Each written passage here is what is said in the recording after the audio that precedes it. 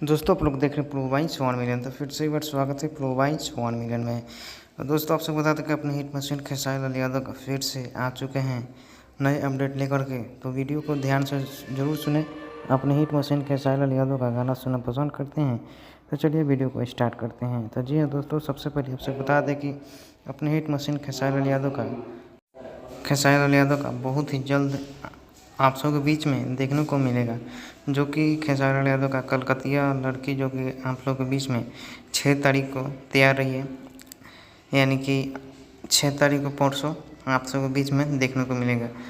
Poster आ सकता है कल, देखिए कितना जल्द आता है, आप सबको अपडेट मिलेगा।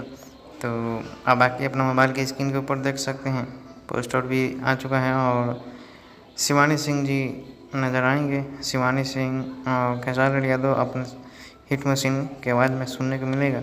और सोनी सरगम जी गाने को लिखे हैं, श्याम सुंदर जी म्यूजिक दिए हैं। और बाकी आदिशक्ति से बहुत जल्द आप सबको कम्युनिटी में देखने को मिलेगा। तो अगले वीडियो में मिलेंगे, जब तक जय हिंद जय भोजपुरी।